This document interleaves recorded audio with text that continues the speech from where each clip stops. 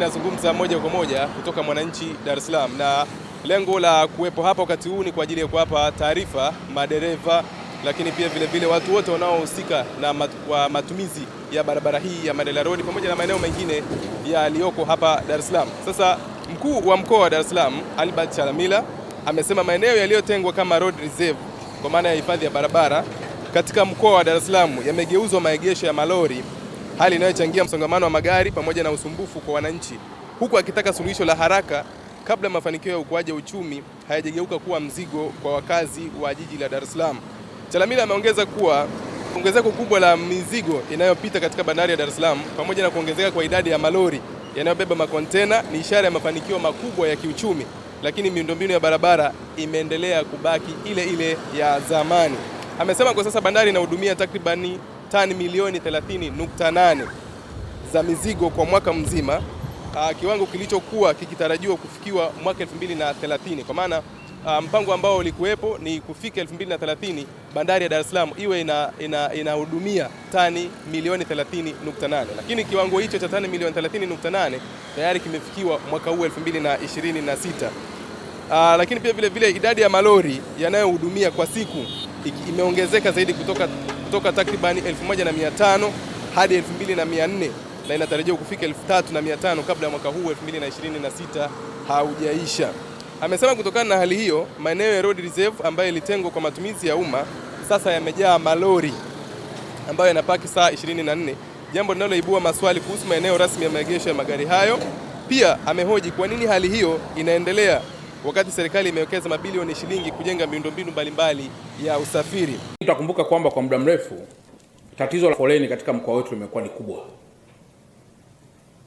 na mkoa huu wa Dar es Salaam, takwimu zinaonyesha kwamba makuzi ya mkoa huu yapo kwa kasi, kwa maana ya ukuaji wa idadi ya watu, lakini na ukuaji wa shughuli za kiuchumi katika mkoa wetu. Wenzetu wa bandari watatusaidia hapa kutupatia takwimu, lakini ilikadiriwa kwamba mpaka kufikia mwaka 2030 kiwango cha mizigo katika bandari yetu kingeweza kufikia si chini ya tani milioni 30 kwa mwaka. Lakini hivi ninavyozungumza, mwaka 2026 tayari kiwango cha mizigo yetu katika bandari ya Dar es Salaam ni almost milioni 30.8. Hii inaonyesha wazi kwamba target na lengo ambalo lilikuwa limefikiwa kwamba ifikapo mwaka 2030 tutakuwa na mizigo hiyo tumewahi kuipata. Maana yake hiyo inaonyesha dalili kwamba kuna ufanisi mkubwa sana wa bandari ya Dar es Salaam kwa sasa. Lakini namba mbili, magari ambayo yamekuwa kihudumiwa au yakitoa huduma katika bandari yetu ya Dar es Salaam, kwa maana hizi trucks ambazo zimekuwa zikibeba makontena kupeleka sehemu zinginezo zikiwemo bandari kavu, kabla maboresho makubwa ambayo yamefanyika sasa, magari ambayo yalikuwa yanaingia hapa na kutoka kwa siku ilikuwa ni kama 2100. Lakini hivi ninavyosema muda huu imeshahama idadi hiyo kutoka 2100 kwenda 2400, na mwaka huu mpaka tunafunga inakadiriwa kufika mpaka 3500 kwa siku. Mizigo ambayo ilikuwa inatolewa hapa au mizigo ambayo tunaipokea kutoka kwenye meli, kama nilivyosema, si chini ya tani milioni 30.8 kwa sasa, na magari yaliyoongezeka yanaongezeka kwenye miundombinu ya barabara zile zile. Na kwa mantikio, lazima makelele na hasa kwa wananchi ambao wanaishi katika mkoa huu yawe ni makubwa.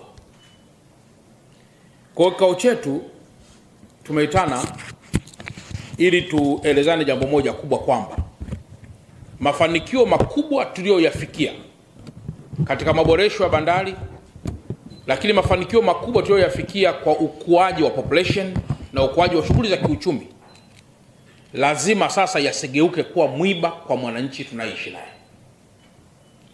Road reserve leo za Dar es Salaam zimegeuka kuwa parking za malori.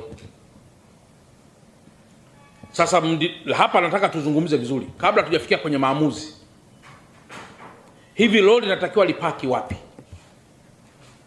Kama zile road reserves ambazo tunasema hizi is for the public use, leo inakuwaje road reserve muda wote wa saa 24 pembeni yake kuwa kuna lori ambalo limekaa?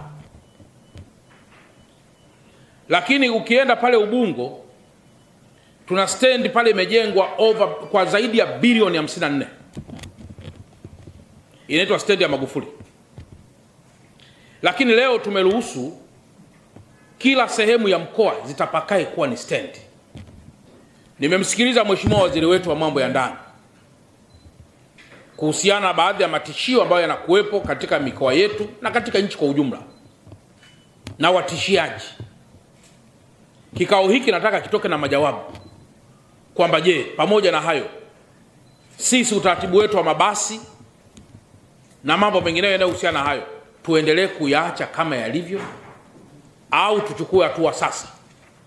Sasa haya mambo tunapoyafanya, lengo letu kubwa ni kwamba ukiona tumekaa kama viongozi mafanikio yanabadilika kuwa muhogo mchungu, maana yake tunahitilafisha na kuleta mgogoro wa chuki kati ya wananchi na serikali. Philosophical implication inaweza kaja tu, mtu akageuza akasema kama hili limeleta hivi, basi labda tungebaki tulikokuwa, jambo ambalo haiwezekani. Lazima tukue, twende mbele, na hatuwezi kulaani mafanikio, lakini lazima tu solve problem inayotokana na mafanikio yetu. Tunazungumza ukuaji wa bandari ya Dar es Salaam. Leo tumeona taarifa iliyotolewa na takwimu zimetajwa kwamba kwa sasa hivi mizigo inayotoka ni takriban tani milioni 30. Imezidi kile kiwango ambacho kilikuwa kimetarajiwa, kwa sababu malengo yalikuwa ni kufikia 2030 bandari ya Dar es Salaam iwe inatoa tani milioni 30, lakini mpaka tunapozungumza sasa hivi tayari hiko kiwango kimeshapitwa na bado hatujafika 2030. Lakini licha ya ukuaji huo magari hayo ambayo yanabeba mizigo na yenyewe yameongezeka zaidi kwa kiwango kikubwa kutoka 1500 mpaka 2000, na inatarajiwa mpaka mwaka huu unapokwenda kuisha yatakuwa zaidi ya 3500. Lakini miundombinu ya barabara imebaki kuwa ni ile ile. Una nini cha kuzungumza? Hali ya yote namshukuru Mwenyezi Mungu. Kwa jina langu naitwa Haji Ramadhani Mkumbwa, Katibu Mkuu Tanzania Long Distance. Kwa kweli tunamshukuru Mheshimiwa Rais kwa kuboresha bandari ya Dar es Salaam. Zamani sisi kama madereva tulikuwa tunakifika hapa Dar es Salaam tunakaa zaidi ya mwezi mmoja kusubiria mzigo. Lakini kwa sasa hivi ukifika Dar es Salaam tu ni siku 3 unapakia, unakaa Kongo miezi mingi kuliko kukaa Dar es Salaam, kwa sababu bandari ya Dar es Salaam imetoa mizigo. Kwanza tunampongeza Mheshimiwa Rais na serikali iliyopo madarakani kwa kutusaidia sisi madereva kwa kuboresha miundombinu ya barabara pamoja na bandari. Lakini awali ya yote miundombinu hii iliyoboreshwa sio ile miundombinu ambayo imeboreshwa kwa ajili ya kubeba mizigo ya kwenda nchi mbalimbali. Barabara yetu ile ya Mandela miundombinu yake ni ile ile, na serikali kiwango cha utoaji wa mizigo umeongezeka kabla ya makadirio ya 2030. Yenyewe 2026 imeshakava ile nafasi. Sasa kwa ushauri wangu kwa serikali, tunaomba ifanye uwekezaji kwa ajili ya parking ya magari, kwa sababu mimi kama katibu mkuu wa Tanzania Long Distance nilienda Zambia, nilitembelea, nikaona wenzetu ndani ya Lusaka mjini wametenga maparking ya magari hapo. Sawa, nimeenda Zimbabwe, nimeenda kuangalia Kongo, kuna sehemu kifika kwa sehemu ya mjeshi kwa Kabila, kuna sehemu kuna parking. Lakini sisi hapa sasa hivi ile sehemu ambazo tulikuwa na parking kama kule jeshini sasa hivi imekuwa ni ICD. Ukienda kule Kurasini sasa hivi uwekezaji umewekwa. Kwa hiyo malori sasa hivi sehemu ya kupaki inakuwa hamna.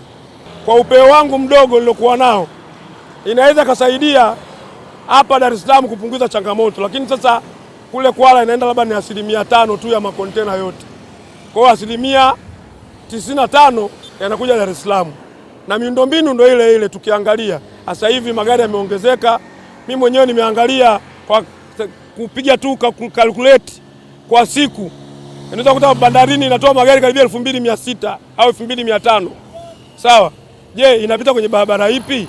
Kumekuwa na vuta ni kuvute sana kati ya madereva pamoja na TANROADS kuhusiana na kupaki magari pembezoni mwa magari kama barabara kama tunavyoona vile.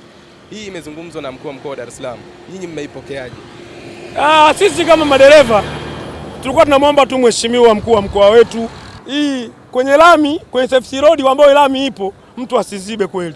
Lakini kule kwenye reserve ambayo haijatumika iko open tu, waache atusaidie watu waendelee kupaki sisi kama madereva, kwa sababu unaenda kupakia pale, kwa mfano hii hapa relini kuna ICD, unataka ukapakie, utapaki wapi? Hamna sehemu ya kupaki. Umekuja umeambiwa system, nyinyi wenyewe mnaelewa system imesumbua. Kwa hiyo yule atapeka gari yuko pale, yuko tayari kwenye foleni. Kwa hiyo nilikuwa naomba ni miundombinu tu iboreshwe, kama ICD inajengwa, ICD hakikisha kwamba iwe na sehemu kubwa, ina parking kubwa, magari yaweze kufanya nini? Lakini sasa ICD nyingine ipo, unakuta hamna nafasi. Dereva atapaki wapi? Dereva ametoka Mbeya, ametoka Zambia kwao, ametoka Rwanda, ametoka Burundi. Atapaki wapi? Lakini serikali ingewekeza maparking hapa mjini kama wenzetu Zambia, ingetusaidia sisi madereva. Wenzetu Zambia wameweka, unalipia, kuna kanso wanaita wenyewe kule Zambia kanso. Kwa kila mji wamejenga parking. Imesaidia madereva kufanya nini? Sehemu ya kupaki. Zambia walisema watu wasipaki barabarani, kuatii sheria. Watu wanapaki kwenye ile kanso, mpaka kanso nyeusi zinajaa, wanapaki pembeni na hawasumbui, kwa sababu wameona kabisa parking ya serikali imejaa, lakini hawasumbui. Sisi huku kwetu sehemu zote ambazo tulikuwa tunapaki, angalia hata wewe mwenyewe mwandishi, tembelea kule Sabasaba, kulikuwa na sehemu ya jeshi tulikuwa tunapaki. Tembelea kule Kurasini, kuna sehemu tulikuwa tunapaki. Zile sehemu hamna. Kwa tulikuwa tunaomba watu waangalie sehemu ya kupaki, ila mtu tu asizibe hii lami ya safety road, lami isizibwe. Lakini pembeni huko ambapo hamna matumizi, tuache tuendelee kupaki. Tulikuwa tunaomba. Nashukuru sana. Nashukuru sana. Chalamila amesisitiza kuwa serikali haiwezi kulaani mafanikio ya bandari ya Dar es Salaam na ukuaji wa shughuli za kiuchumi, bali viongozi wana wajibu wa kutafuta suluhisho la changamoto zinazotokana na mafanikio ili isigeuke chanzo cha malalamiko na migogoro kati ya wananchi na serikali. Mimi naitwa Abutwalib Mustafa, tukutane tena wakati mwingine.